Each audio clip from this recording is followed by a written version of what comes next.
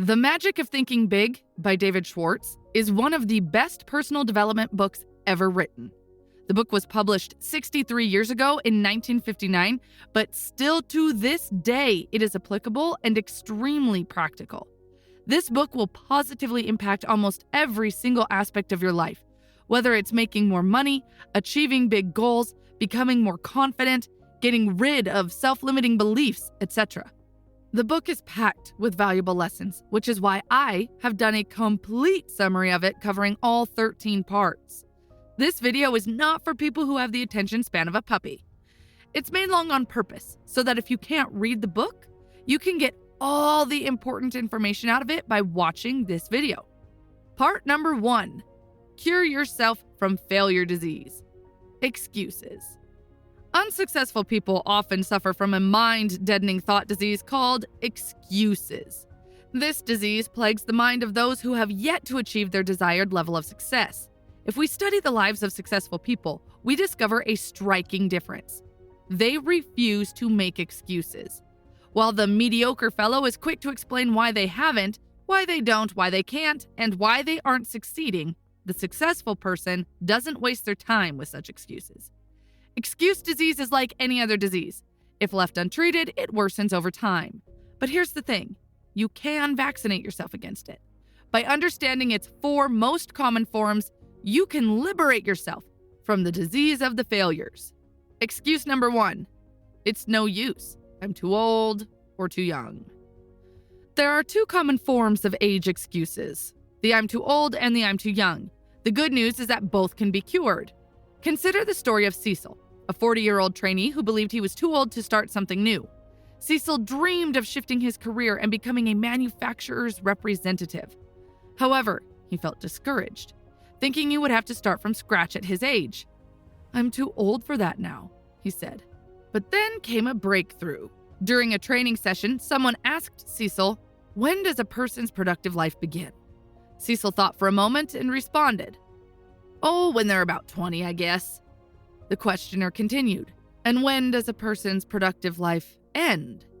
Cecil replied, "Well, average people can be productive until they're 70 or so." The realization hit him.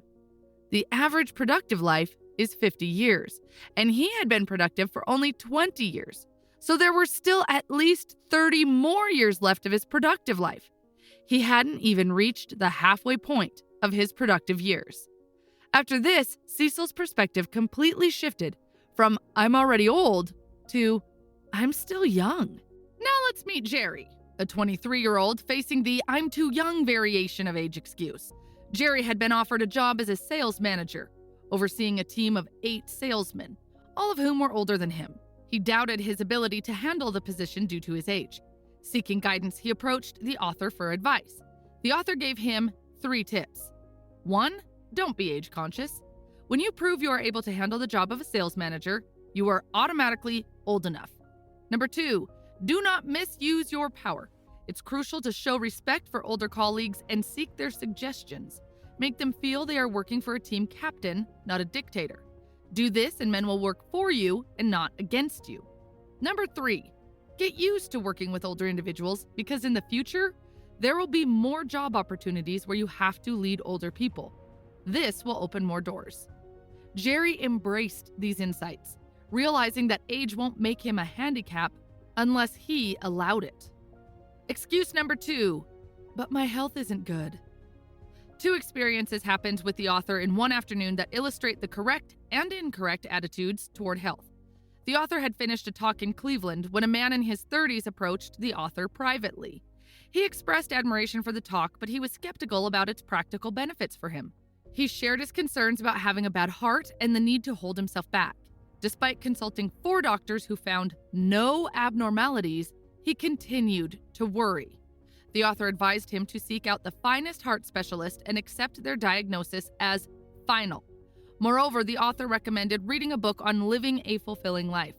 Shortly after, during a plane journey to Detroit, the author says, "I started to hear a ticking sound coming from the person sitting next to me.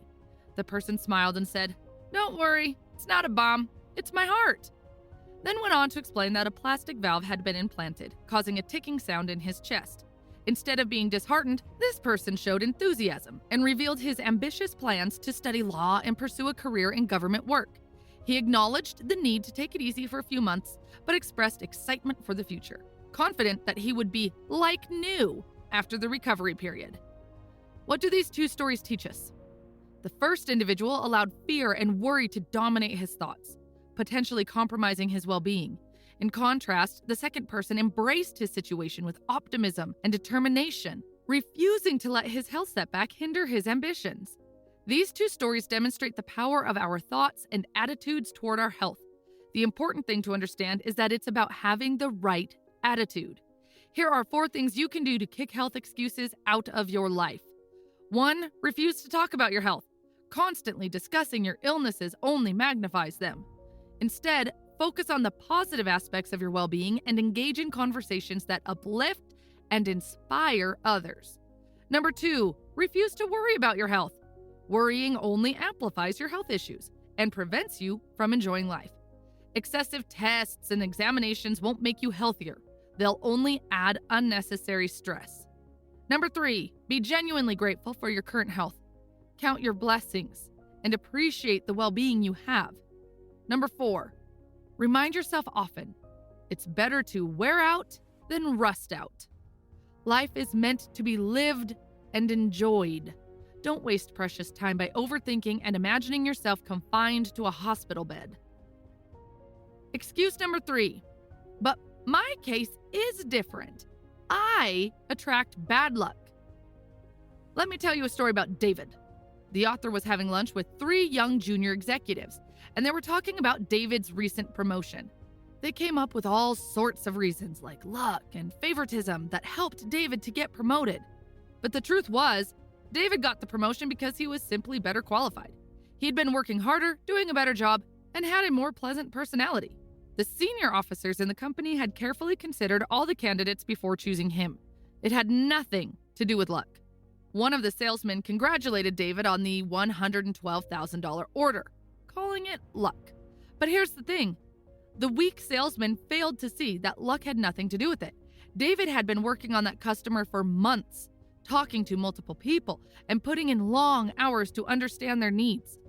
He planned everything meticulously and even involved engineers in preliminary designs. It wasn't luck.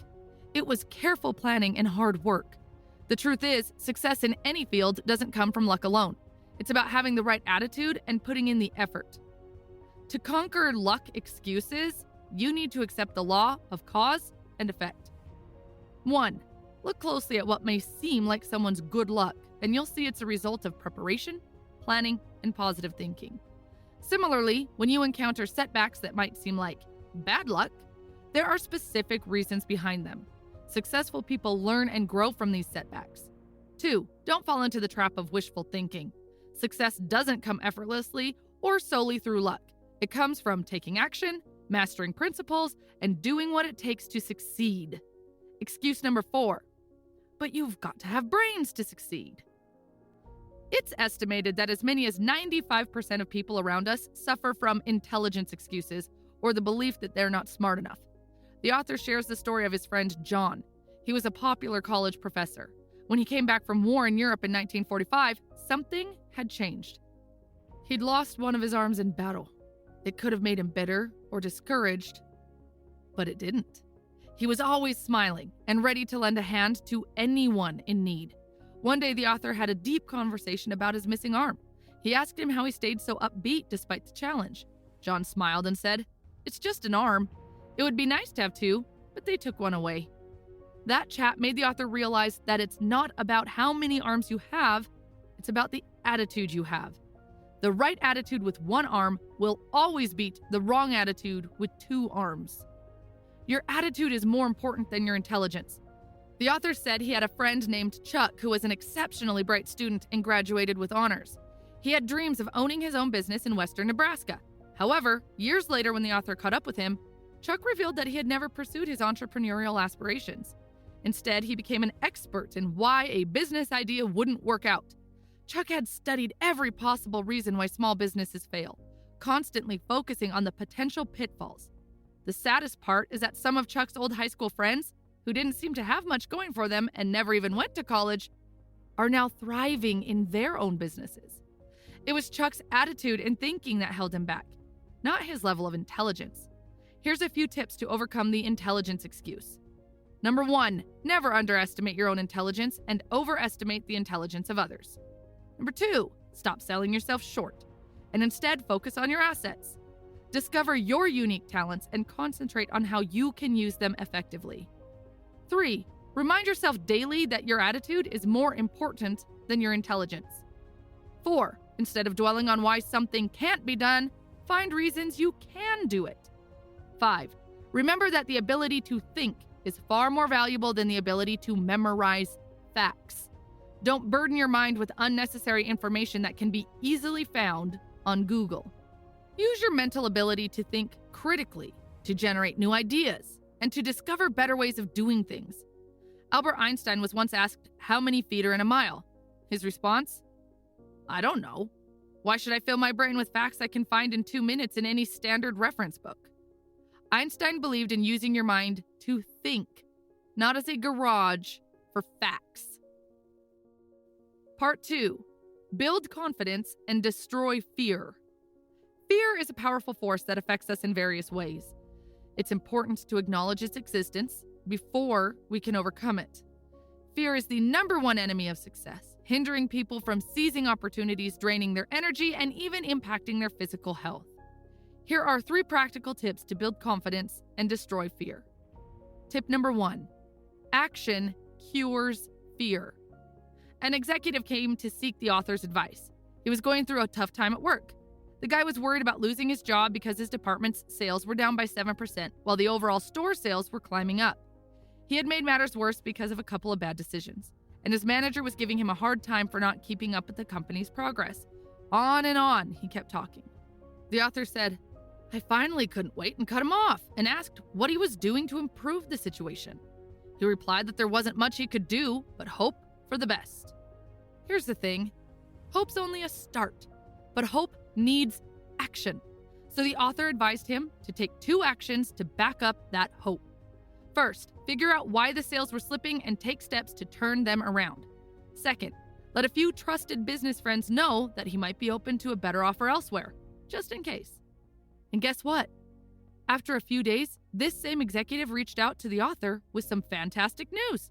He'd stepped up his game and made some changes, especially with the sales team.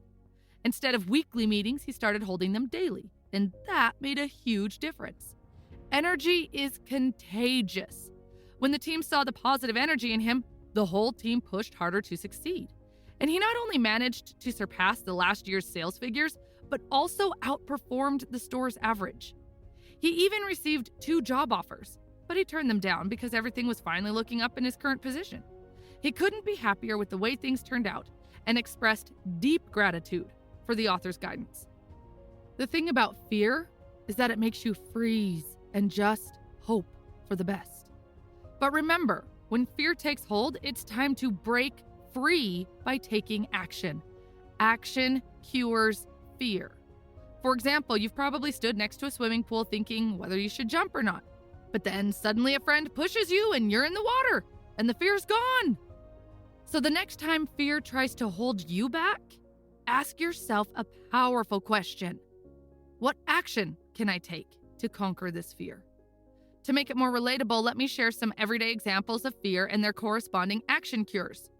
1. If you feel embarrassed about your appearance, visit a barbershop or a beauty salon. Give your shoes a good polish and ensure your clothes are clean and ironed. Embrace the power of better grooming.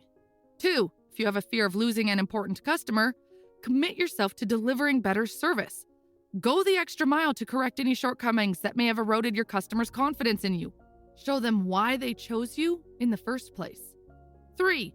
Tackle the fear of failing an examination and take it as an opportunity to transform that worry time into study time. Channel your energy into preparation. 4. If fear of making significant financial decisions, such as investing or purchasing a home, is worrying you, then analyze all the relevant factors, trust your instincts, and make a decision. Once you've made up your mind, stand by it with unwavering confidence. Remember, conquering fear and building confidence is a simple 2-step process. First, identify and isolate your fear by pinpointing exactly what you're afraid of. Second, take action. Regardless of the type of fear you're facing, there's always an action you can take to overcome it. Tip number 2, put only positive thoughts in your memory bank. Your brain works like a bank, and your thoughts are the deposits you make into your mind bank each day. When you face a problem or need to think, you rely on your memory bank and ask, Mr. Banker, what do I already know about this? And Mr. Banker gives you the information you've stored in the past. But here's the thing, your memory doesn't pick and choose. If you ask for thoughts that prove your inferiority, it gladly provides memories of past failures. If you ask Mr. Banker to show you that you are a failure in life, he will probably respond like this. Remember what your 6th grade teacher told you, that you will be a failure in life? And those comments you overheard from your coworkers? Oh, and don't forget. And just like this, it can go on and on. It can dig out thought after thought that makes you feel inadequate. Now, imagine going to Mr. Banker and making a different request. You say, Mr. Banker, I am facing a tough decision. Can you give me thoughts that will reassure me? And guess what? Mr. Banker, being very responsive, shares thoughts you deposited earlier that prove you can succeed. He reminds you of your past accomplishments, the confidence others have in you, and the positive feedback you've received at work. The secret to building confidence is managing your memory bank efficiently. And here are 2 simple things you can do. 1, every day, deposit only positive thoughts into your memory bank. Think of it like this. If every morning before heading to work you decided to scoop up a handful of dirt from the ground and pour it into your car's engine, how do you think your car would perform? It would quickly become a malfunctioning mess, unable to do what you need it to do. Well, the same goes for your mind when you deposit negative and unpleasant thoughts into it. Those thoughts act like dirt in your mental motor, causing unnecessary wear and tear. They lead to worry, frustration, and feelings of inferiority. They become roadblocks that stop you from moving forward, while others speed ahead. Ditch the negative and focus only on positive thoughts. Before bed, consciously deposit good thoughts into your memory bank. Think about what you're grateful for, your loved ones, friends, and good health. Recall the positive actions you witnessed during the day and celebrate your own victories, no matter how small. Remind yourself why life is worth cherishing. 2, withdraw only positive thoughts from your memory bank. Negative thoughts, if dwelled upon, can grow into big problems that chip away at your confidence and lead to psychological difficulties. The solution is to consciously refuse to dwell on negatives and instead focus on the positives. Don't allow negative thoughts to dominate. Choose not to dwell on unpleasant thoughts from your memory bank. When you remember past experiences, consciously focus on the good parts and let go of the bad. Here's the encouraging part. Your mind actually wants you to forget the unpleasant. If you cooperate, those unpleasant memories will gradually shrink and be erased from your memory bank. Tip number 3, put people into the proper perspective. Fear of people. Have you ever wondered why many people feel self-conscious around others? Fear of other people is one of the most common fears. But the good news is that it can be conquered by putting things into perspective. Let me share an interesting example of a successful business owner. Before he joined the Army during World War II, he was extremely shy and timid. He felt inferior to others and believed he was destined to fail. However, during his time in the Army, something changed. As a medic, he examined numerous recruits day after day. The more he observed them, the less afraid of people he became. He realized something fundamental during that time. People are more alike than they are different. They all have similar desires, worries, and needs. When he recognized that others were just like him, wanting good food, missing their loved ones, and aiming for success, he realized there was no reason to fear them. So put people in proper perspective and remind yourself that we are more alike than different. Here are 5 exercises to build your confidence. 1, be a front seater. Notice how people often fill the back seats in meetings and classrooms to avoid standing out? Sitting up front builds confidence. Make it a habit to sit as close to the front as possible. 2, practice making eye contact. The way you use your eyes communicates a lot about you. Avoiding eye contact signifies weakness, guilt, or fear. Overcome this by consciously looking people in the eyes when speaking to them. It shows honesty and confidence and builds trust. 3, Walk 25% faster. Walk with your head held high and your shoulders back, moving just a little faster than usual. You'll notice a boost in self-confidence. 4. Practice speaking up. Lack of confidence often hinders participation in discussions. The more you speak up, the more your confidence grows. Make it a rule to say something at every meeting or conference you attend. Don't worry about looking foolish. You won't. For every person who thinks your idea is stupid, there's another person who thinks it's an amazing idea. 5. Smile big. A smile is a powerful confidence booster. When you feel fear, try smiling and see the positive impact it has on your confidence. Part 3. How to think big. Do you ever wonder why some people achieve remarkable success while others fail while having the same starting point? The answer lies in the power of their thinking. It's not about inches, pounds, or diplomas. It's about the size of their thoughts. The bigger we think, the greater our accomplishments become. So let's explore how we can expand our thinking and unlock our true potential. 1. Conquer the crime of self-deprecation. We often underestimate our abilities and let opportunities slip away. For example, John comes across a job advertisement that aligns perfectly with his aspirations, but he dismisses it, convinced he's not good enough. Jim desires a date with Joan, yet he hesitates to make the call, doubting his worthiness. Tom believes Mr. Richards would be an ideal prospect for his product, but he refrains from reaching out, intimidated by Mr. Richards' status. Peter, filling out a job application, downplays his expected salary, believing he isn't deserving of a higher sum. Here's an exercise to help you recognize your true value. 1. Identify your 5 greatest assets. Seek the perspective of an objective friend, a trusted confidant, a superior, or a knowledgeable mentor who can provide an honest assessment. List assets like education, experience, technical skills, appearance, a harmonious home life, positive attitudes, personality traits, and initiative. 2. Under each asset, write the names of 3 individuals who have achieved significant success but possess that asset to a lesser degree than you do. This exercise will reveal that you surpass many accomplished individuals in at least one aspect. You are bigger than you think. Never, under any circumstances, sell yourself short. Now that you have understood your true value, it's time to focus on the big thinker's vocabulary and why you need it. Consider this. If you were to address a group of people with the statement, "I regret to inform you that we have failed," their minds would immediately conjure feelings of defeat, disappointment, and sorrow. However, if you were to say, "Here's a fresh approach that I believe will succeed," you would evoke encouragement and a willingness to try again. Saying, "We incurred a big expense," automatically brings to mind money spent with no return. Instead, if you say, "We made a significant investment," people envision a future profit. The point is this: big thinkers specialize in creating positive, forward-looking, and optimistic mental images within their minds and the minds of others. To think big, we must employ words and phrases that generate substantial and positive mental pictures. Here are 4 strategies to develop the vocabulary of a big thinker. Strategy number 1. Use big, positive, and cheerful words and phrases to express your feelings. When someone asks, "How do you feel today?"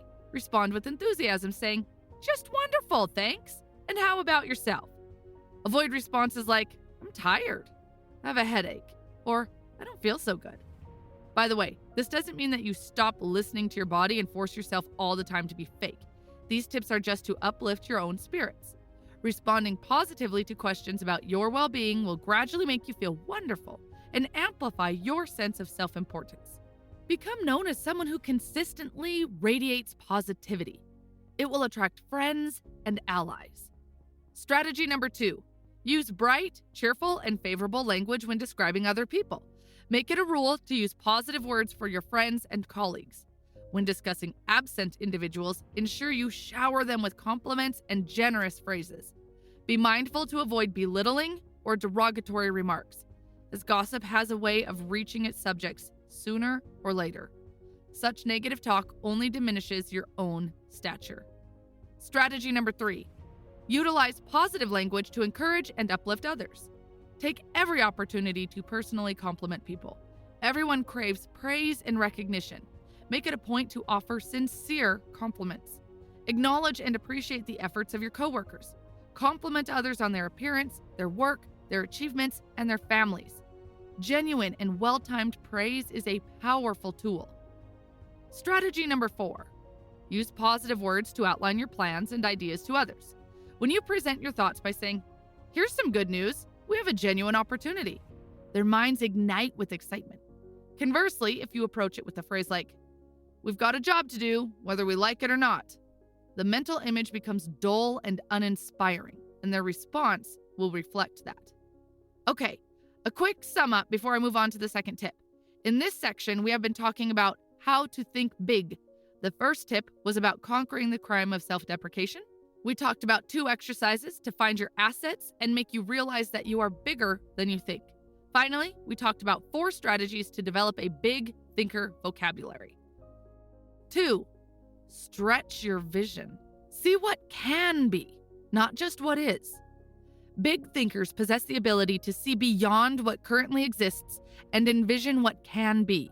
Let me share a story about a highly successful realtor who specialized in rural properties. He was known for transforming rundown farms into thriving ventures.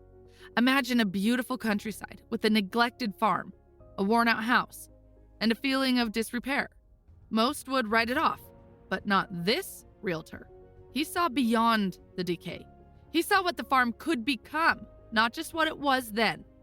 No vague promises. This realtor believed in presenting concrete plans that sparked buyers' imaginations. He carried a briefcase filled with typed proposals, each outlining a different future for the farm.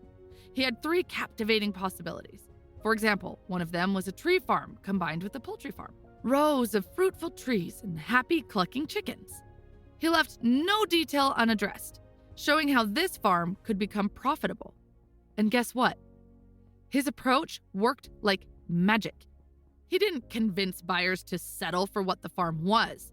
He made them see its potential. Word spread, and soon he was selling more farms faster and at higher prices than anyone else. People wanted his transformative touch. His ability to see potential where others saw nothing was like a superpower. He brought forgotten lands back to life, creating opportunities out of thin air. The moral of the story is this: look beyond the present and envision what can be. A big thinker always visualizes future possibilities instead of being confined by the present. To develop your power of vision, practice these adding value exercises. Exercise number 1. Practice adding value to things. Remember the real estate example? Challenge yourself by asking, how can I enhance the value of this room, this house, or this business? Seek ideas to make things more valuable. Exercise number 2. Practice adding value to people. As you ascend the ladder of success, a significant portion of your role becomes focused on people development. Ask yourself, how can I contribute value to my subordinates? How can I help them become more effective?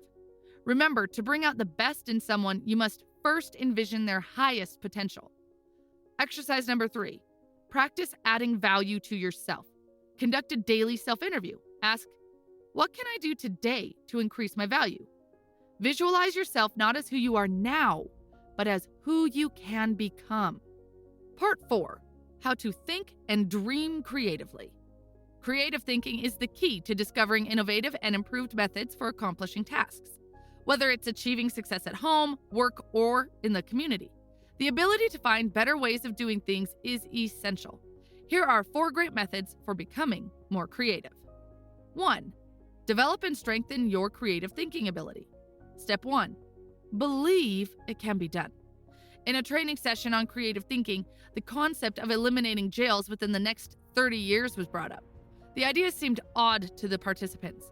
They believed that turning criminals loose would lead to chaos and put innocent people at risk. The group voiced their concerns, emphasizing the necessity of having jails. Some even mentioned that jobs for the police and prison guards relied on the existence of jails. The participants seemed convinced that eliminating jails was an impossible notion. However, the facilitator urged them to temporarily suspend their doubts and explore the idea further. With a shift in mindset, the group began to generate suggestions on how to address crime prevention differently. Ideas included establishing more youth centers, addressing poverty as a root cause, conducting research to identify potential criminals beforehand, developing new rehabilitation procedures, and educating law enforcement in effective methods of reform. The exercise highlighted that by believing in the possibility of change, new perspectives and ideas can emerge, leading to innovative solutions that were previously unseen. The experiment illustrates an important truth. When you believe something is impossible, your mind works to confirm your belief. However, when you genuinely believe that something can be done, your mind actively engages in finding ways to make it a reality. To develop your creative power through belief, consider the following suggestions. 1. Eliminate the word impossible from your thinking and speaking vocabulary, as it only breeds failure. Instead, focus on what you can achieve. 2. Think of a particular aspiration you've deemed unattainable and compile a list of reasons why you can make it happen. It's important to recognize that there is no one-size-fits-all approach to any task. Whether it's decorating an apartment, landscaping a lawn, making a sale, raising a child, or cooking a steak, there are countless creative minds with unique perspectives and ideas. Embrace the diversity of possibilities and understand that there are multiple best ways to accomplish a goal. 2. Ask yourself daily, how can I do better? Successful people are always searching for ways to improve. They know they can do better, so they ask themselves, how can I do it better? Let me tell you about a remarkable business owner who achieved great success in a competitive market. Despite starting with only $3,500 and facing strong competition, she opened 4 hardware stores in just 4 years. How did she do it? Through her weekly improvement program. The author visited her store to ask about her success. She attributed it to her self-styled weekly improvement program. She told him it was just a simple plan to help her do a better job each week. She divided her job into 4 key elements: customers, employees, merchandise, and promotion. Throughout the week, she made notes and jotted down ideas on how to improve her business. Then, every Monday evening, she dedicated 4 hours to reviewing those ideas and finding ways to put the best ones into action. Thanks to this exercise, she shared numerous little innovations that made her first 3 stores successful. For example, she carefully arranged merchandise within her stores, implemented a suggestion selling technique that convinced 2 out of 3 customers to buy additional items, devised a credit plan during a strike when many customers were out of work, and even created a sales-boosting contest during a slow season. As she spoke, her passion and confidence were evident. She emphasized that her weekly improvement plan truly worked. By consistently asking herself, how can I do a better job? She found the answers. Rarely did a Monday night pass without her coming up with a plan or technique that improved her profit and loss statement. She also shared an important insight about successful merchandising. She believed that what you know when you start doesn't matter as much as what you learn and apply after you open your doors. It's the continuous pursuit of improvement that counts the most. So, here's a daily exercise to develop your I can do it better attitude. Before you start your work each day, take 10 minutes to think about how you can do a better job. Ask yourself questions like, how can I encourage my employees? What special favor can I do for my customers? How can I increase my personal efficiency? Review your ideas once a week and implement the ones that seem promising. This exercise may seem simple, but it has a profound impact. You'll uncover many creative ways to achieve greater success. 3. Ask yourself, how can I do more? Once there was a young executive working in a bank whose colleagues suddenly quit, leaving their department in a tough spot. This colleague had an important role, and the work couldn't just be put on hold. The vice president in charge of the department called our young executive for a chat. She had already asked the other team members if they could take on the extra work, but they couldn't handle it. So she turned to our young man and asked if he could step up to the challenge. Now, this executive had a motto: never say no to an opportunity. Without a second thought, he agreed to take on the additional workload and promised to do his very best. He was determined to find a way to handle both jobs. He finished up his work that afternoon, and when the offices were closed, he sat down to figure out how he could increase his personal efficiency. He got a pencil and started writing down every idea he could think of, and he came up with some good ones. like working out an arrangement with his assistant to channel all routine telephone calls to him during a certain hour each day, placing all outgoing calls during a certain hour, cutting his usual conference periods from 15 minutes to 10. He also discovered his assistant was eager to take over a number of little time-consuming details for him. Within a week's time, he was sending twice as many emails, handling 50% more phone calls, and attending half as many meetings, all with no strain. The vice president noticed his exceptional performance and praised him. But that's not all. She had an exciting surprise. She couldn't find a new candidate who could do the job, so she decided to give him the job, along with a nice salary increase. This experience taught him a valuable lesson. Your capacity is only a state of mind. Here's a simple exercise you can follow to increase your efficiency. Shift your focus to the question, how can I do more? By concentrating on this question, you will unleash your creativity and discover innovative solutions. Some of these answers might involve improving the planning and organization of your current workload, finding intelligent shortcuts to streamline your routine activities, or even eliminating non-essential tasks altogether. Remember, the key is to keep an open mind and remain persistent, as the solution for doing more will reveal itself to you. 4. Practice asking and listening. The author once had the opportunity to be a staff instructor in an executive management seminar. This seminar had 12 sessions, and each session had a special segment where an executive would share how they solved their most challenging management problem. However, something unique happened during the 9th session. The executive, a vice president from a big milk processing company, decided to do things differently. Instead of presenting his solution, he presented his problem and asked the group for help in solving it. He quickly explained the issue and eagerly awaited ideas from the participants. Afterward, the author had a chance to talk with this executive and expressed admiration for his approach. The executive responded by saying that there were some incredibly smart people in the group, and he thought it would be a great opportunity to gather different ideas. Someone's suggestion could provide the missing piece he needed to solve the problem. It was fascinating to see how this executive presented his challenge and then listened attentively. In doing so, he not only gained valuable insights to help with his decision-making, but also allowed the other executives in the audience to participate and contribute their thoughts. It was a win-win situation for everyone involved. You know, the modern world is all about collaboration and seeking diverse opinions. Just like successful businesses conduct market research, it's essential for individuals to seek feedback and input from others. By actively listening to people's thoughts, you gain valuable ideas for improving your work, relationships, and personal growth. Now, here's how you can apply this concept in your own life. Number 1, create a supportive circle. Surround yourself with a group of friends or like-minded individuals who share common interests or professional goals. Meet up regularly to discuss your challenges and successes. Create an atmosphere where everyone feels comfortable opening up and seeking advice. Number 2, step outside your comfort zone and join a group unrelated to your work. Engage with individuals from different backgrounds and job interests. This exposure will expand your perspective and ignite your creativity. Number 3, share your obstacles. Be open and transparent about the challenges you're facing, whether it's in your career, relationships, or personal development. Clearly articulate the problem and ask for suggestions from your friends. Be receptive to their perspectives, even if they differ from your own. Number 4, listen actively. When others share their thoughts and experiences, actively listen and engage with what they're saying. Take notes if necessary, and ask follow-up questions to gain a deeper understanding. Give each person the space to express their ideas fully. Number 5, reflect and act. After the discussion, reflect on the insights you've gathered. Evaluate which suggestions resonate with you and align with your values and goals. Consider implementing those ideas in your life. Okay, this was another big section where we discussed how to think creatively. Let's move on to part 5. Part 5. You are what you think you are.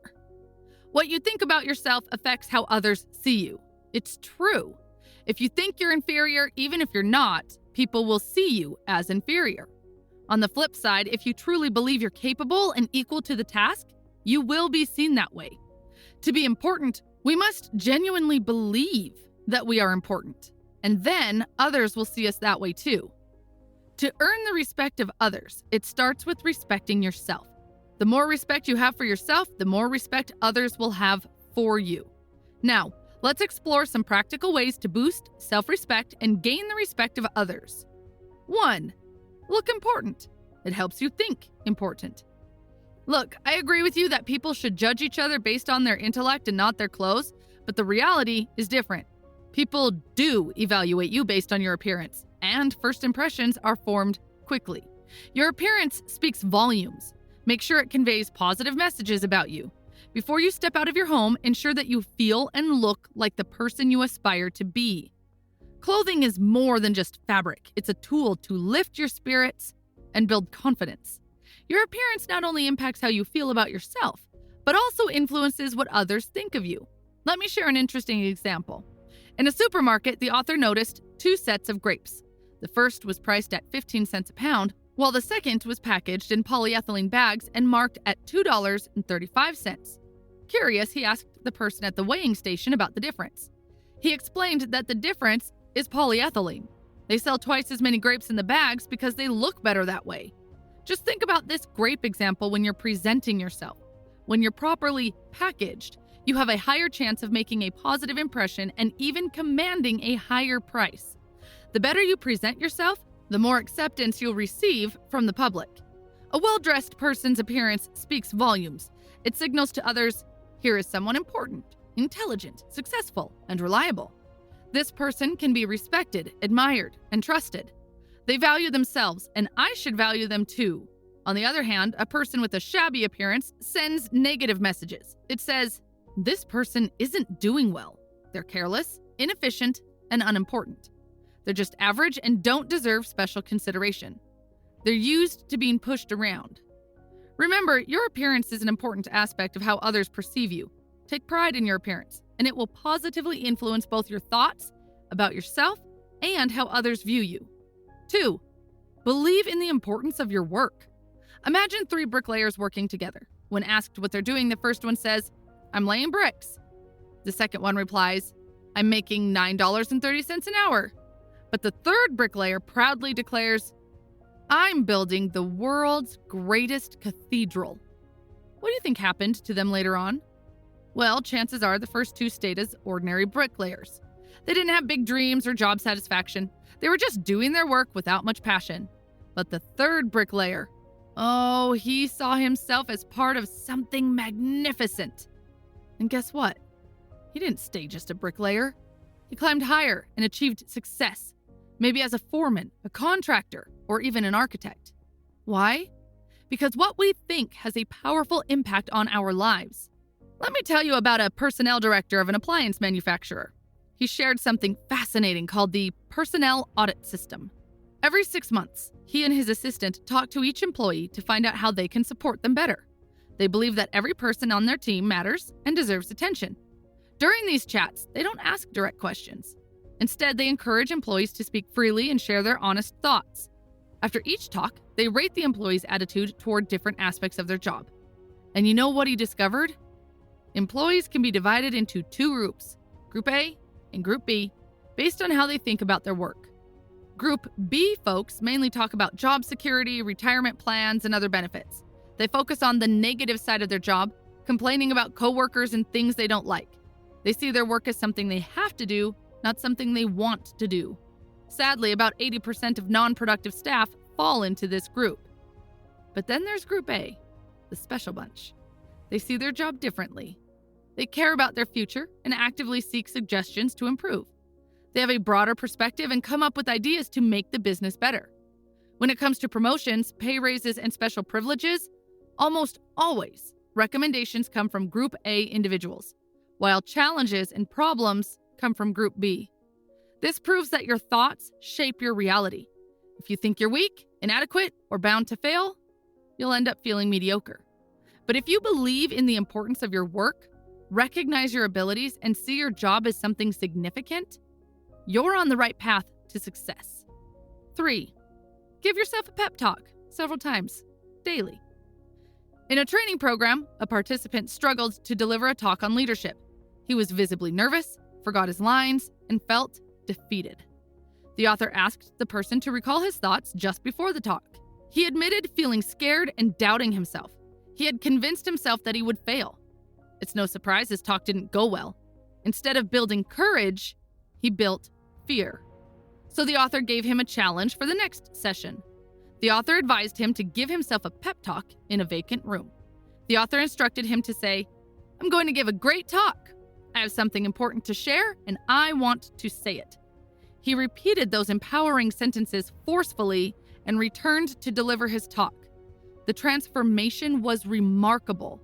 That brief, self-administered pep talk helped him deliver a splendid speech. Practicing uplifting self-praise and avoiding belittling self-punishment can make a difference. Our thoughts shape who we are. When we think highly of ourselves, we become more. So anyone can create their own "sell yourself to yourself" commercial. Here's how it can be done.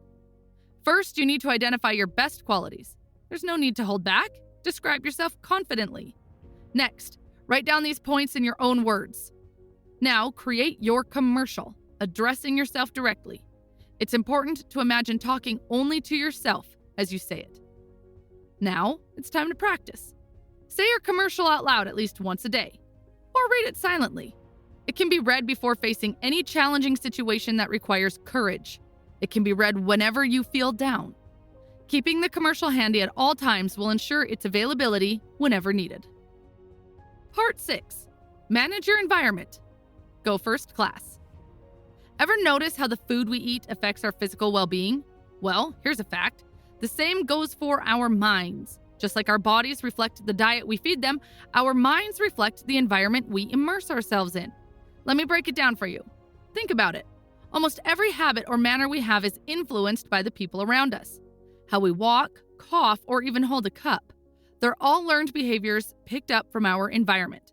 And it goes way beyond the surface level.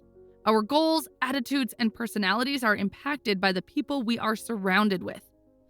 1. Don't let small-thinking people hold you back. People who tell you it cannot be done almost always are unsuccessful people, are strictly average or mediocre at best in terms of accomplishment. During college, the author befriended a colleague, a supportive and helpful companion who would lend money and offer assistance. However, this colleague had a deeply negative and bitter outlook on life, the future, and opportunities. Whenever the author read a newspaper column that promoted hope, positivity, and seizing opportunities, his colleague would dismiss it, claiming it was just a way to make quick money by deceiving the weak.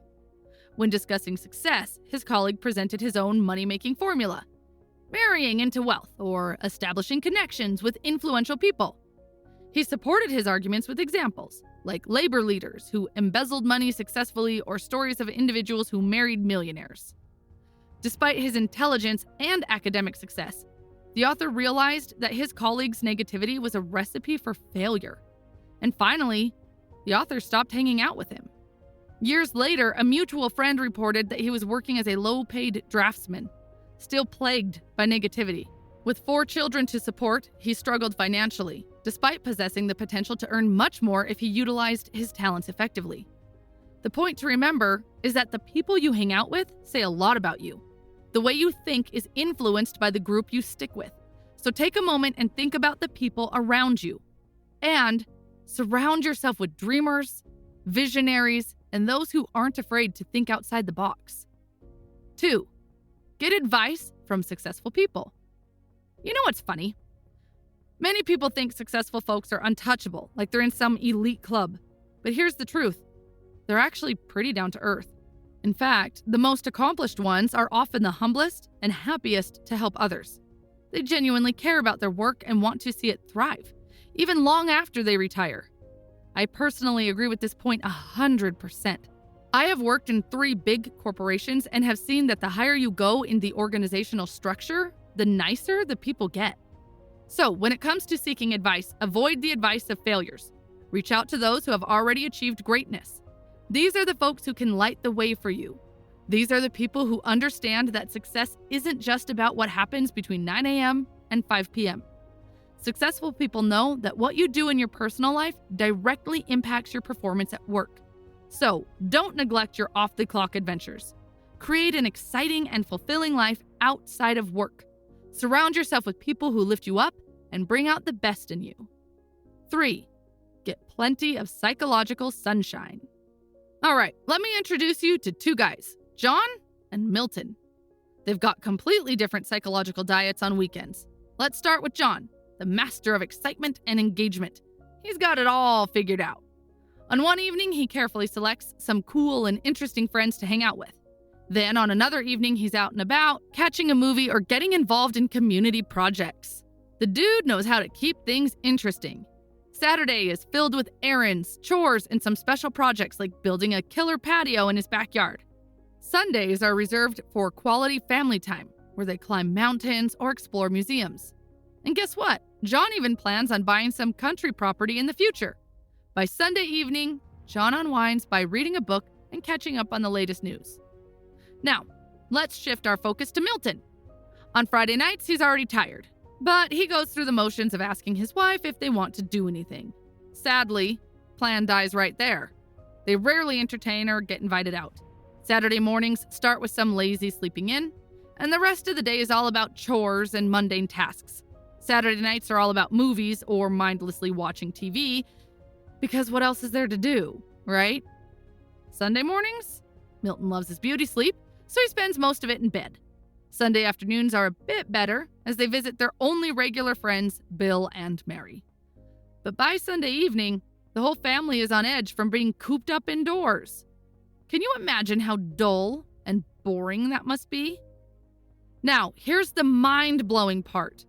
The effects of these two home environments on John and Milton are absolutely huge. Over a week or two, you might not see much difference, but over months and years, John's refreshing and engaging activities keep his mind sharp and brimming with ideas. On the other hand, poor Milton's psychological diet leaves him starving for excitement. His thinking gets all rusty and impaired. The gap between John and Milton will keep growing, with John leading the way. Now, I'm sure you're wondering, how can I upgrade my own psychological diet? Here are a few simple tips to create a first-class social environment. First, don't limit yourself to the same small group. Expand your circles.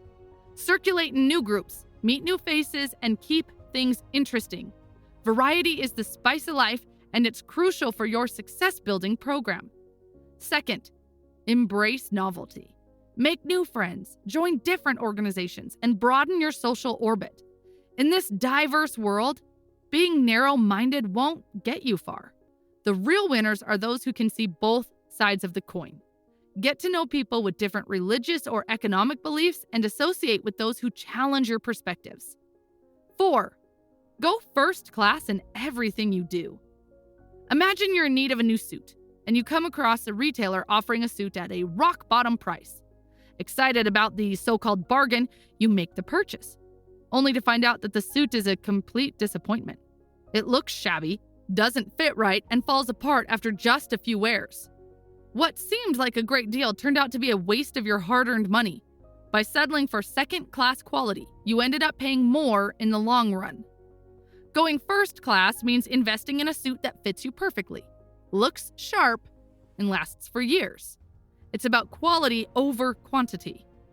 Going first class may seem costlier up front, but it saves you from the frustrations and expenses of settling for second class.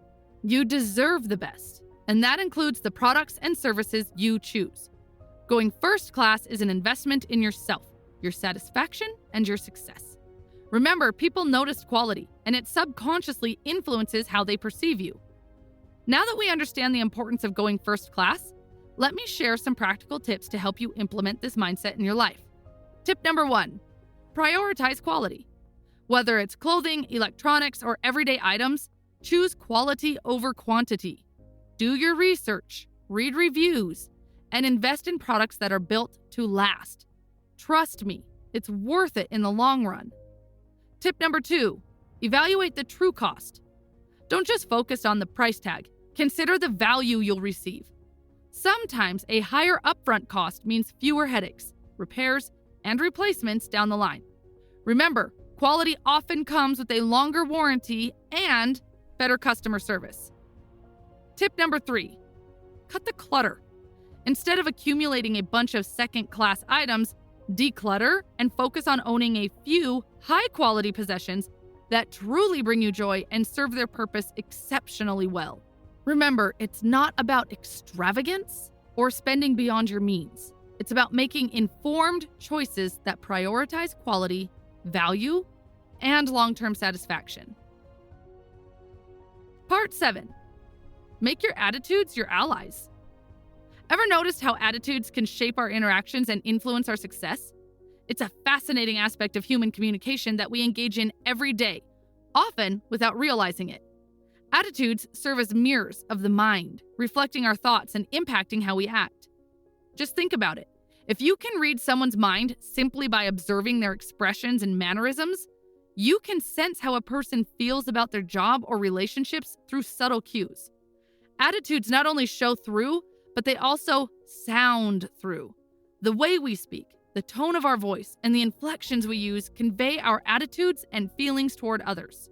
This ability to read attitudes is deeply rooted in our evolutionary history.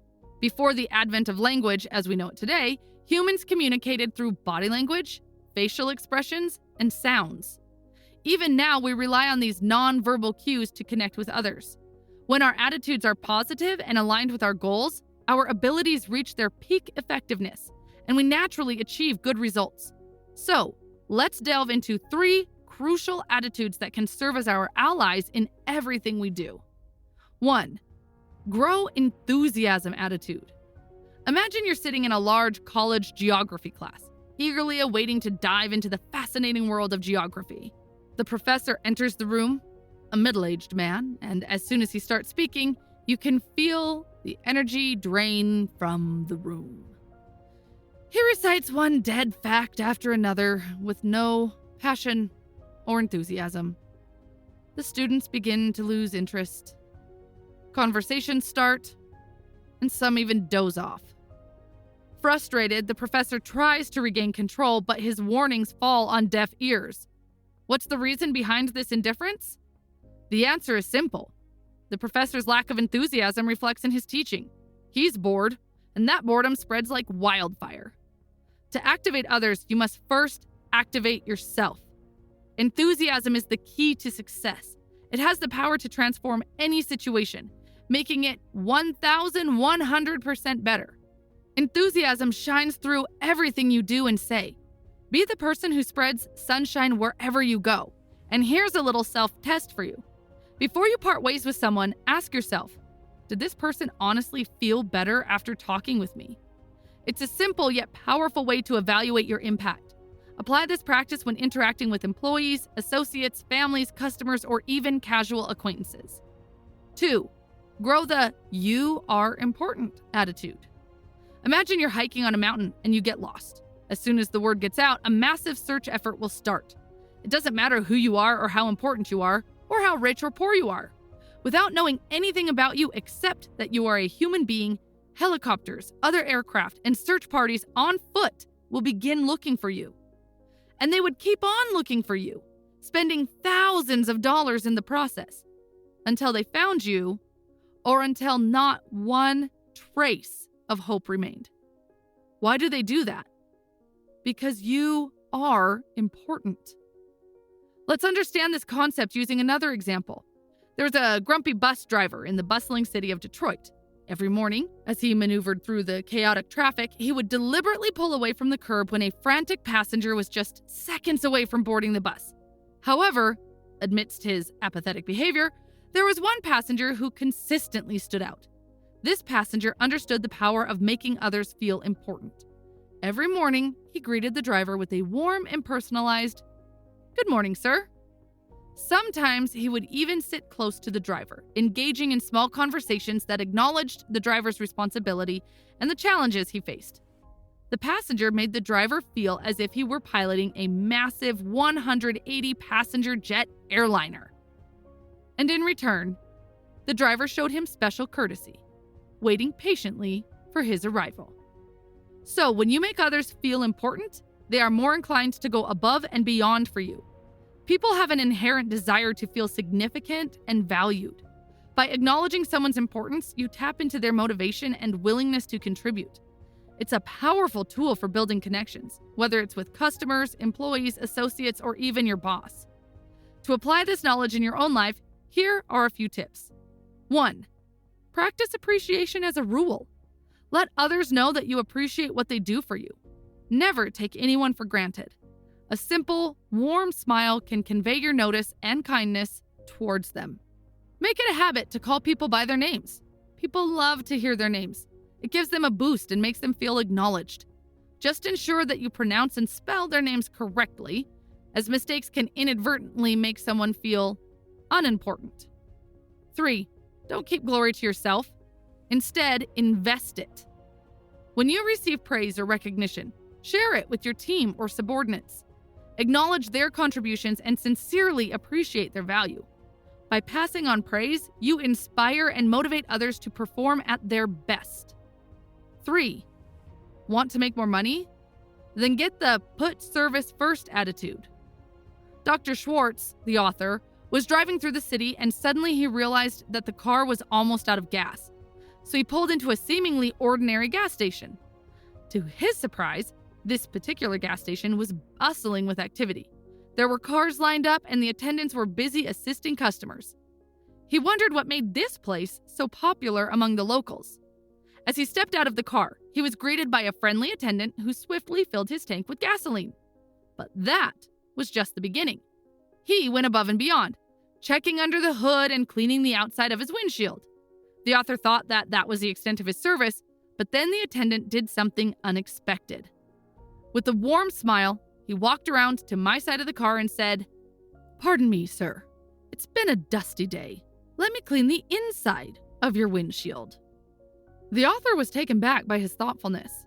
He had never encountered an attendant who would go to such lengths to ensure his satisfaction. At that moment, the author realized the power of exceptional service. It was clear to him that this station understood the value of going the extra mile for its customers. Over the next few months, he found himself making several more trips through the city, and every time, he made it a point to stop at that very same service station. Didn't matter if it was the crack of dawn or the middle of the night, there were always other cars filling up at this place. The attendants at this station consistently provided more service than ever expected. They treated every customer with the same level of care and attention, regardless of whether they were first-timers or regulars. It was evident that they believed in putting service first. Building long-term relationships with customers is far more valuable than a quick transaction. By putting service first, you can cultivate a loyal customer base and enjoy the benefits of increased profits. So, if you want to make money, adopt a put service first attitude. Strive to provide exceptional value to your clients. Look for opportunities to exceed their expectations. Focus on creating memorable experiences that will keep them coming back for more. Part 8. Think right toward people. Want to know a basic rule for achieving success? Well, here it is. Success depends on the support of other people. The key to reaching your goals and becoming the person you want to be lies in the support and backing you receive from those around you. What I'm about to describe now happens every day. A group of decision makers huddles together to discuss who should get that promotion, take that new job, or join an exclusive club. The tension is palpable as they toss around names and opinions fly. But guess what? The first thing that pops up is not their technical skills or qualifications. It's whether or not they're likable. Positive comments like, "He's a good fellow," or "People speak highly of him," can open doors you never thought possible. And let me tell you, being described as someone who fits well within a group is like striking gold. On the flip side, lukewarm statements or negative vibes like, "He doesn't seem to get along too well with people," can slam the door shut on opportunities. It's crazy how much weight the likability factor carries in these discussions. Every friend you make, every positive impression you leave, acts as a stepping stone to elevate you higher. Successful people have the plan to increase their likability factor. They understand the power of building genuine connections, and some of them even have a written plan for it. So let's dive deep into the main strategy to build better connections and increase your likability. Take the initiative in building friendships. Leaders always do. The author had an interesting observation about how people tend to remain silent and freeze while waiting for elevators, especially when they're with unfamiliar individuals. Intrigued by this social behavior, the author decided to conduct an experiment. With a newfound resolution, the author made an effort to strike up conversations with strangers who were waiting alongside him. The author carefully noted the reactions received from 25 consecutive encounters. Surprisingly, each time, the author was met with a positive and friendly response. Here's what the author discovered. When a person takes the initiative and says something nice to a stranger, it makes both the stranger and the person feel a bit better. It helped them relax and connect with each other. When you make a pleasant remark to a stranger, you make him feel 1 degree better. This makes you feel better and helps you relax. Every time you say something pleasant to another person, you compensate yourself. It's like warming up your automobile on a cold morning. The author realized that it's important to take the lead in getting to know people. So, take the initiative in building friendships, as leaders always do. Now, let me share with you 4 ways to win friends by exercising just a little bit of initiative. 1. Introduce yourself whenever you get a chance, like at parties, meetings, or even at work. 2. Make sure people say your name correctly and politely correct them if needed. And try your best to say the other person's name correctly too. It shows respect and interest. If needed, write down the person's name and make sure you spell it right. People care about the right spelling of their name. 3. After meeting someone new and feeling a connection, send them a personal note or give them a call. It's important to nurture new friendships. 4. Don't underestimate the power of saying nice things to strangers. It may seem small, but it warms you up and prepares you for more rewarding interactions. Part 9. Get the action habit. Meet Mr. Activationist, a man who knows how to make things happen. He is always taking action and following through on his ideas and plans. Let's take a closer look at how Mr. Activationist operates. One day, he decides he wants to start his own business. He doesn't waste any time. He researches his market, develops a solid business plan, and takes the necessary steps to launch his business. He faces challenges along the way, but he tackles them with determination and persistence. On the other hand, we have Mr. Passivationist. He also dreams of starting his own business, but he's constantly plagued by doubts and fears.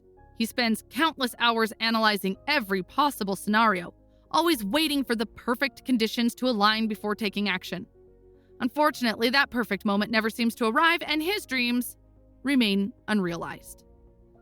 So what's the theory behind Mr. Activationist's success and Mr. Passivationist's stagnation? Activationists understand that waiting for the perfect conditions is a recipe for inaction. They know that it's better to take imperfect action than to wait indefinitely for everything to fall into place. Here's a piece of practical advice. Don't wait until the conditions are perfect. Take that first step towards your goals, even if it feels uncomfortable or uncertain. Let's understand this using the story of a man in his late 30s who wants to get married. He's come close to getting married on multiple occasions, but each time, he finds something wrong with the woman he's about to marry. He postpones the marriage, fearing he might make a terrible mistake. 2 years ago, he met a woman who he believed was the right match. However, as they discussed marriage plans, he became increasingly uncertain. In an attempt to ensure he was making the right decision, he drafted a detailed 4-page document of stipulations that his prospective wife had to agree to before they could get married. The document covered various aspects of their life together, including religion, children, friends, and specific habits. When his potential bride saw the document, she rightfully rejected it. The relationship ended abruptly. This man was sharing his story with the author, expressing his worry about being overly cautious when it came to writing out a marriage agreement. He believed that being careful was essential, considering marriage as a significant step. However, he was mistaken. Sometimes being too careful and overly cautious can hinder progress, not just in planning a marriage, but in any endeavor where things need to be accomplished. The true measure of success lies in our ability to face and resolve challenges as they arise, rather than trying to eliminate all problems beforehand. We must be open to intelligent compromises with perfection, or else we'll be waiting indefinitely to take action.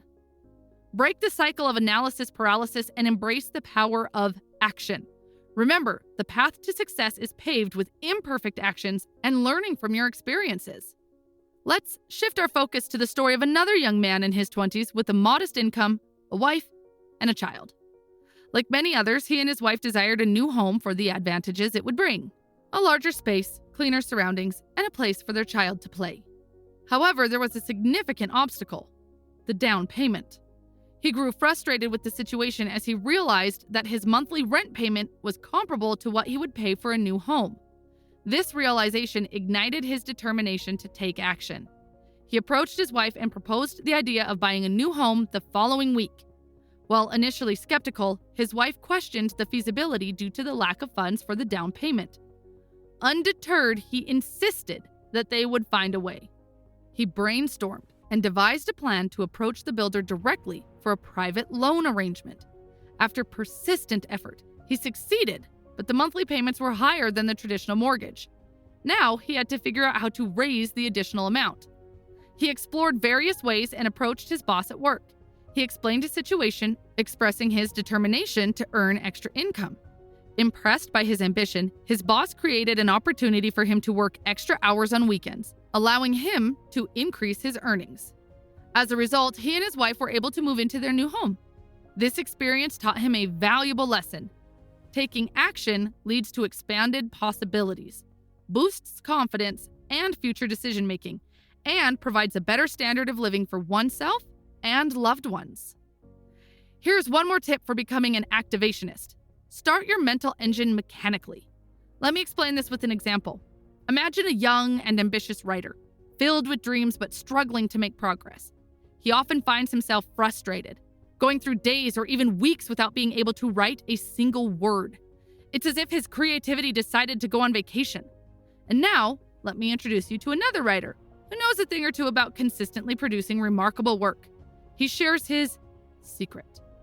He doesn't wait for motivation to kick in, especially when facing deadlines. Instead, he takes a different approach. Here's the trick. He makes himself sit down at his desk, grabs a pencil, and gets those mechanical writing motions going.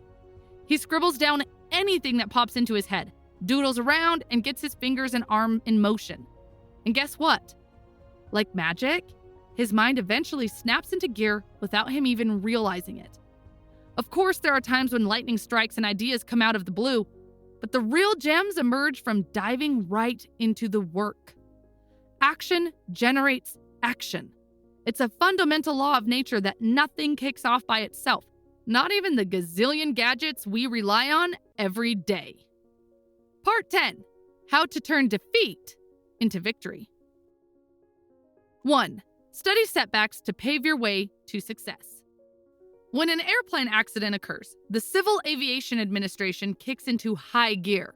They sweep in, gathering fragments of metal from miles around, interrogating witnesses and survivors, and piecing together the puzzle of what caused the crash. It's intense, it's thrilling, and it's all for one purpose: to prevent future accidents. Years ago, when the author was a professor at Wayne State University in Detroit, something difficult happened.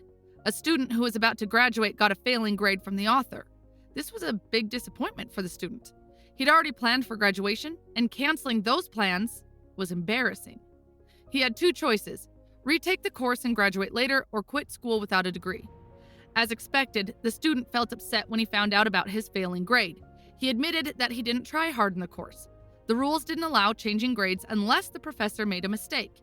Hearing this, the student got angry and said that many successful people in the city didn't take this course. But still, they were very successful. The author took a pause before responding. He agreed that success can come without knowing the course material. In the total scheme of life, this course content will not make a difference. However, your attitude toward this course will. In real life, they grade you just as we grade you. They will not promote you or pay you more for doing a second-class work. However, he went on to explain, in the real world, just like in school, your performance matters. Doing a bad job won't lead to promotions or better pay. The author suggested learning the lesson here. If you don't produce, you don't get where you want to go. A few days later, the author was happy to hear that the student decided to retake the course. This time, the student passed with exceptional results. In a gesture of gratitude, the student personally visited the author to express appreciation for their earlier discussion. Reflecting on the experience, the student revealed that failing the course had taught him a valuable lesson. He confessed that he was glad he hadn't passed on the first attempt. Now, he could find the lessons in his failures and learn from them. 2. Blend persistence with experimentation. Thomas Edison is known for being one of the most persistent scientists. Legend has it that he conducted thousands of experiments before he finally cracked the code and invented the electric light bulb. But Edison didn't just rely on persistence alone. He understood that to make persistence pay off, he had to blend it with a healthy dose of experimentation. Now, here's the deal. Persistence is fantastic, no doubt about it, but often persisting in one way isn't enough to guarantee success. Doing something persistently over and over again that didn't produce results in the previous attempts is just stupid. That's where experimentation needs to come into place. Imagine this. Many ambitious folks go through life with impressive persistence and a display of ambition. They're like bulldogs, grabbing onto something and refusing to let go. But they often fail to succeed because they neglect to experiment with new approaches. For example, oil companies invest significant efforts in studying rock formations before drilling wells. Surprisingly, despite their scientific analysis, approximately 7 out of every 8 wells turn out to be dry holes. However, oil companies remain persistent in their pursuit of oil. Rather than digging a single hole to extreme depths, they change their approach. When it becomes evident that a well won't yield oil, they exercise good judgment and experiment with a new one. The point to remember here is, stay with your goal. Don't waver an inch from it. But don't beat your head against a wall. If you aren't getting results, try a new approach. Here's how you can develop the power to experiment. Approach number 1. You've got to tell yourself loud and clear, there is a way. When you start believing that you're beaten and there's no way to conquer a problem, negative thoughts come barging in, reinforcing that defeated mindset. When you firmly believe that a solution exists, you'll notice a shift in your energy. That negative "let's quit" vibe transforms into a positive "let's keep going" attitude. Approach number 2. Take a step back and hit the refresh button. We often get so caught up in our struggles that we become blind to alternative solutions or fresh approaches. You won't believe the number of breakthroughs that can hit you while sitting beside a tree. Part 11. Use goals to help you grow. Goals are like your own personal compass, guiding you through uncharted territories and leading you to the treasure. Without goals, individuals just wander through life. Goals are as essential to success as air is to life. 1. Get clear on where you want to go. Let me tell you a story about a guy named Jack who was facing a career dilemma. He was a bright young man, just out of college, trying to figure out his next move in life. So he decided to seek guidance from a career counselor. As Jack sat down with the counselor, they started talking about Jack's background, education, and skills. It quickly became clear that Jack was feeling lost and uncertain about what he wanted to do with his life. He confessed, "I have no idea what kind of job I should pursue." The counselor knew that simply setting up job interviews wouldn't solve Jack's problem. They needed to dig deeper and help him discover his true passion and purpose. So the counselor asked Jack to imagine himself 10 years into the future and describe his ideal life. Jack thought for a moment, said that he wanted a good job that provided financial stability and a comfortable home. But he hadn't thought about it much.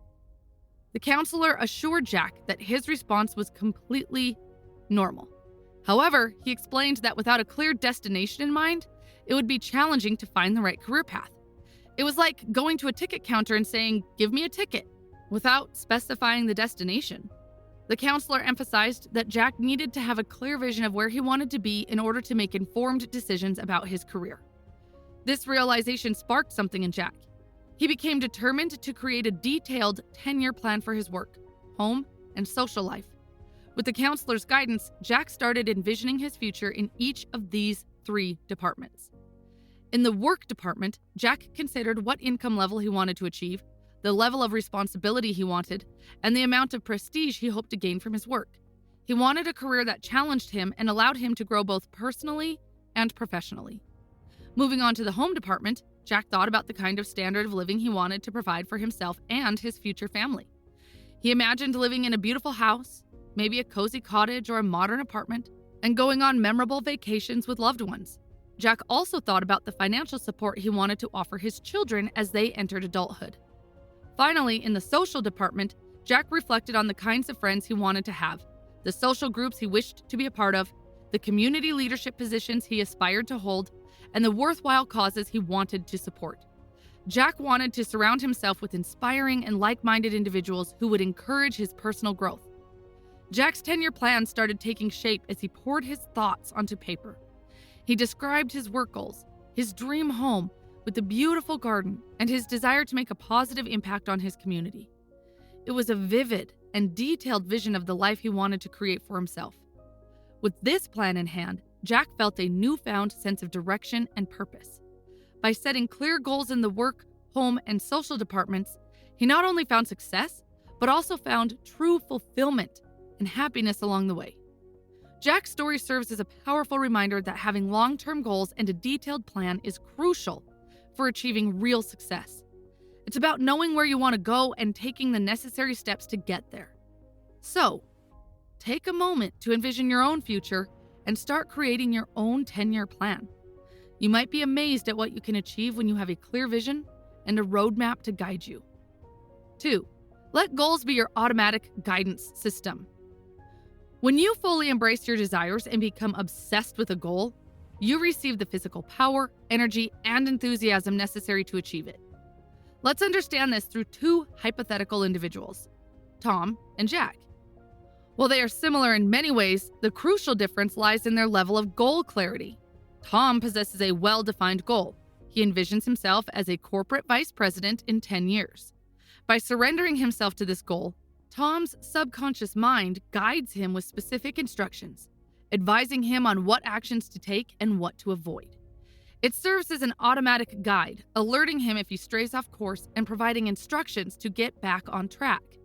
In contrast, Jack lacks a clear goal. Without a defined purpose, Jack easily becomes confused and lacks consistency in his actions. He struggles on the path toward mediocrity, wavering and guessing about what he should do.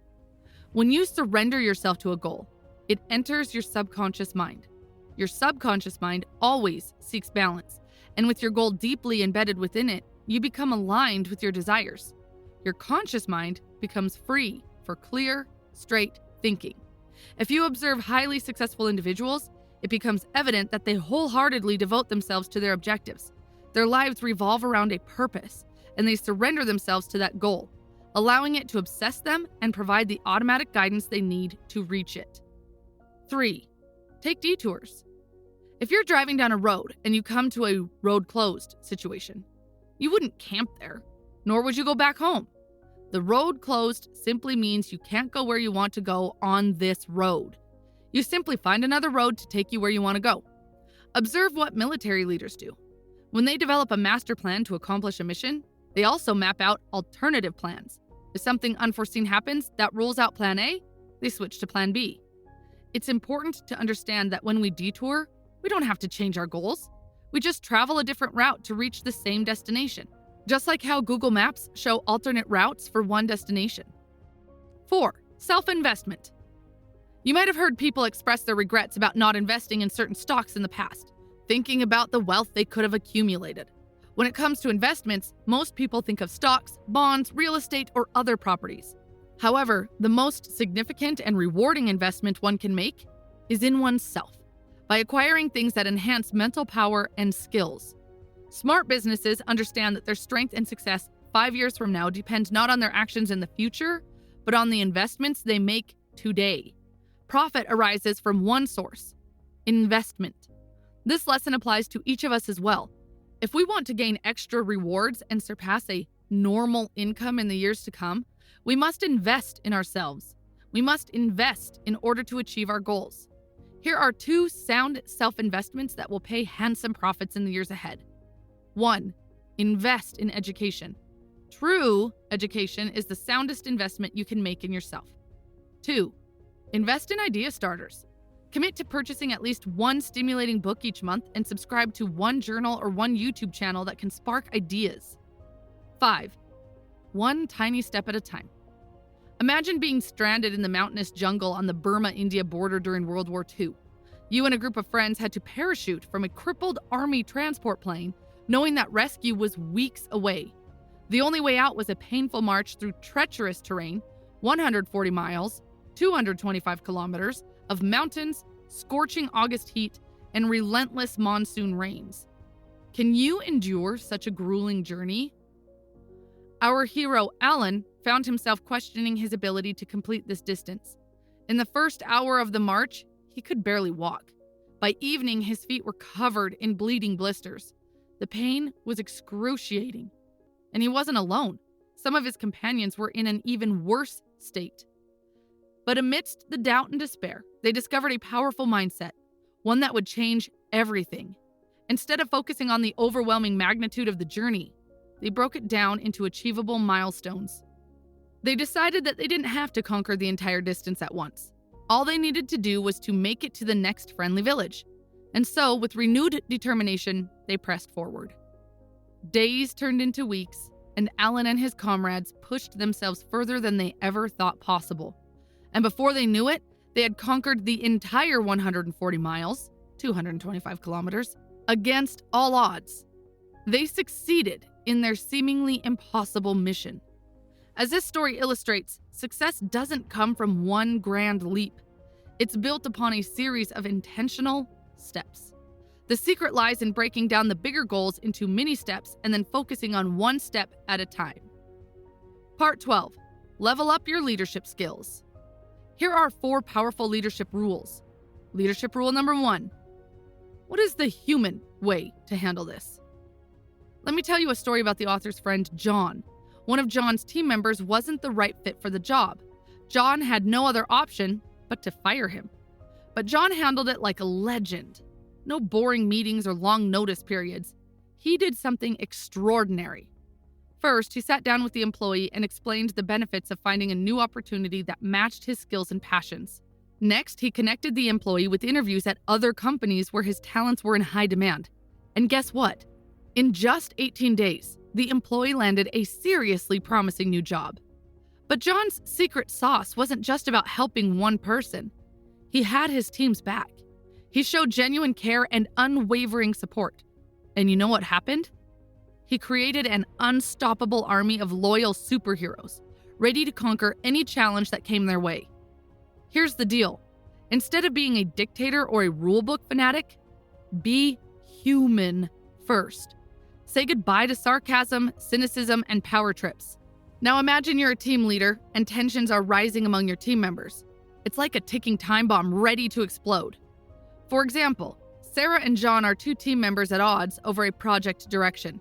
They're like rival superheroes with different ideas. As the leader, you have a choice to make. Option 1, unleash your inner dictator. Shut them down, impose your decision, and crush their spirits. But seriously, who wants that? We both know that's a total disaster. Option 2, become the rulebook guru. Stick to the guidelines, ignore their concerns, and treat them like machines. Newsflash, people hate being treated like robots. Now, let's get to the good stuff, the be human approach. You take the time to listen to both Sarah and John, acknowledging their perspectives.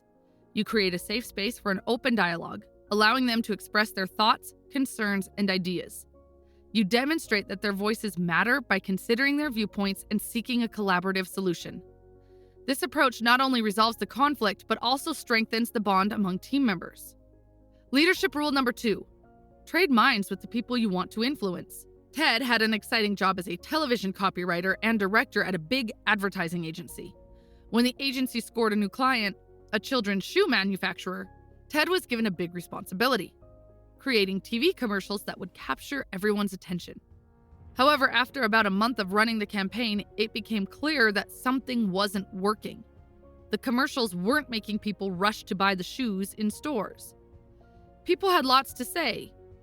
It's so strange. It just feels too fancy. It seems like someone is trying way too hard to be clever. Here's the really interesting part. When they looked closely at the feedback, they realized that the 4% who liked the commercials were a lot like Ted in terms of money, education, sophistication, and interests. But the remaining 96% were from a different background. The problem was that Ted had made the commercials based on his own preferences, not considering how most people buy shoes. He focused on what he liked instead of what would appeal to the majority. It turned out that if Ted had thought like an ordinary person, he would have asked himself two important questions. If I were a parent, what kind of commercial would make me want to buy these shoes? And if I were a child, what kind of commercial would make me excitedly tell my parents that I want these shoes? Let's understand this example using a few situations. 1. If you give orders to your juniors or your employee, you ask yourself this: would I like to carry out orders if they were given to me the way I gave them to others? 2. In case you're preparing a speech, consider the background and interests of your audience. It's all about putting yourself in their shoes. Understand the people you want to influence. Leadership rule number 3. Think progress, believe in progress, and push for progress. Picture this. You're the president of a medium-sized company facing a tough decision. You want to promote a salesperson to become the sales manager. It's a pivotal role, and you need to choose wisely. You bring in an expert to spend a day with each candidate. 2 salesmen react the same way. They resist change, sticking to the status quo. But there's one standout: the 3rd salesman. He is pumped about the company's growth and always hungry for improvement. He shared ideas for getting new business, delivering better service, and boosting motivation. He was all about progress. Now, who would you choose? Obviously, the progressive thinker, right?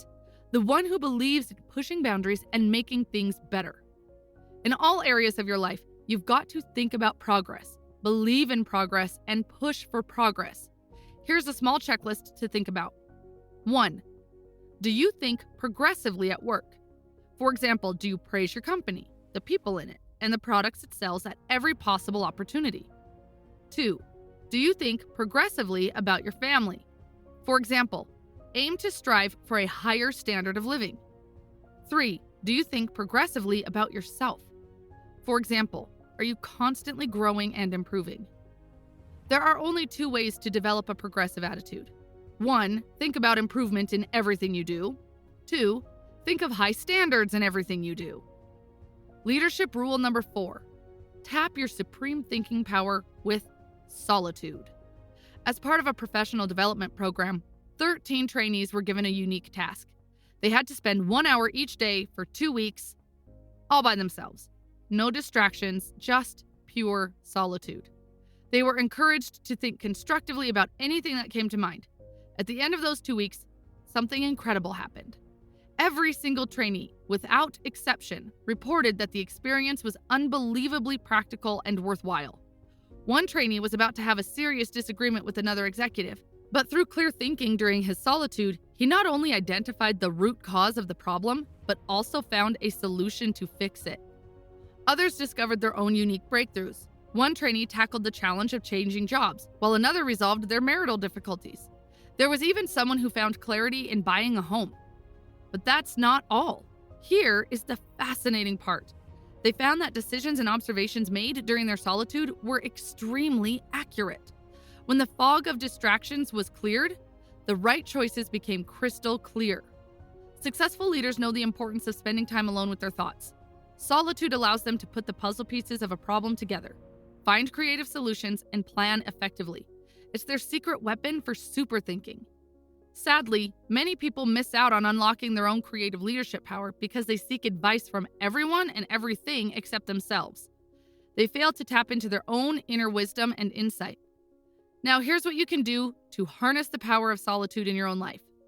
1. Start by setting aside some time each day, at least 30 minutes, to be completely alone. Choose a time when your mind is fresh and distractions are minimal. It could be early in the morning or late at night, whatever works best for you. During this dedicated time, engage in 2 types of thinking: directed and undirected. For directed thinking, focus on a major problem or challenge you're facing. Allow your mind to objectively study the issue and guide you toward the right answer. For undirected thinking, let your mind wander freely. Explore different thoughts and ideas that come up naturally. This type of thinking taps into your subconscious mind.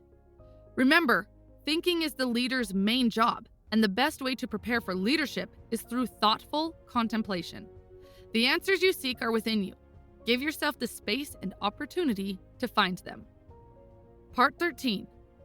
Believe you can succeed, and you will. Those who believe they can move mountains actually do. Belief triggers the power within us to take action, find solutions, and achieve what others perceive as impossible. Your mind is a thought factory with two employees, Mr. Triumph and Mr. Defeat. Feed Mr. Triumph with positive signals, and he'll manufacture reasons why you can succeed. On the other hand, Mr. Defeat will fill your mind with negative thoughts and reasons why you can't.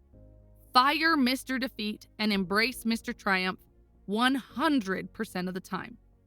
Here are 3 tips from the book to develop the power of belief. 1. Focus on success thinking.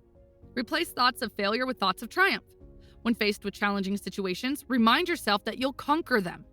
When competing with others, believe that you're equal to the best. Embrace opportunities with the mindset that you can achieve greatness. Let the powerful thought of, I will succeed, dominate your thinking process. By thinking about success, you condition your mind to create plans and take actions that lead to success. 2. Never underestimate your own potential. Don't sell yourself short. 3. Believe big. The size of your success is directly proportional to the size of your belief. Dare to think big, set ambitious goals, and expect great achievements.